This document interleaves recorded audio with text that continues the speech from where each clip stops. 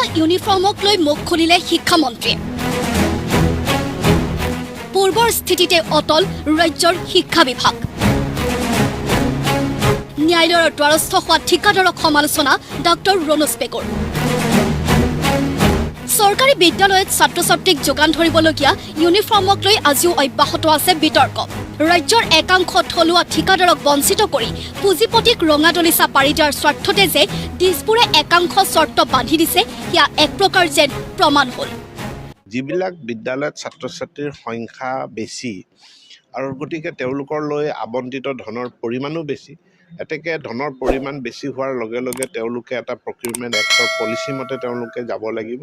আমি বিত্ত বিভাগৰ পৰা অনুমতি বিচাৰিছোঁ, সোনকালে ইয়াৰ সমাধান হ'ব। চৰকাৰৰ কিছু চৰ্তৰ বিৰুদ্ধে গুৱাহাটী উচ্চ ন্যায়ালয়ৰ দ্বাৰস্থ হৈছে একাংশ থলুৱা ঠিকাদাৰ। বছৰি বৃহৎ পৰিমাণৰ ধনৰ টাৰ্ণ অভাৰ আৰু কাপোৰৰ মিল থকাৰ চৰ্তক লৈও চলিছিল বিৰোধিতা। সেই সন্দৰ্ভত প্ৰতিক্ৰিয়া প্ৰকাশ কৰি এইদৰে ক'লে শিক্ষামন্ত্ৰীগৰাকীয়ে।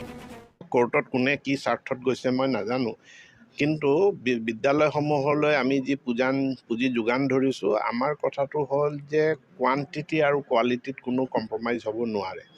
মানদণ্ড সম্পন্ন আৰু যি কোৱান্টিটিত দিব লাগে সেইটো এনচিয়ৰ কৰিবই লাগিব, আৰু যেতিয়া সেইটো এনচিয়ৰ কৰিব লাগিব তাত নিৰ্দিষ্ট কিছুমান চৰ্ত থাকে। এতিয়া কোনোবাই সেই চৰ্তবিলাক তেওঁলোকৰ অনুকূলে নোযোৱাৰ কাৰণে কোনোবাই আপত্তি কৰিছে বা কোনোবাই কোৰ্টত গৈছে, কিন্তু আল্টিমেটলি আমি ছাত্ৰ ছাত্ৰীসকলক ইউনিফৰ্ম দিয়াৰ কাৰণে আমি দায়বদ্ধ। চৰকাৰখনৰ ইয়াৰ পোনপটীয়া আমি কোনো নিবিদা আদি বা আমি ছাপ্লাই আমি নকৰোঁ। বিদ্যালয়সমূহলৈ পৰ্যায় পুঁজি যাব, বিদ্যালয়সমূহে কিনি ল'ব, কিন্তু কেনেকুৱা কোৱালিটিৰ কিনিব, কিমান সংখ্যাত কিনিব সেইটো আমি নিৰ্ধাৰণ কৰিম।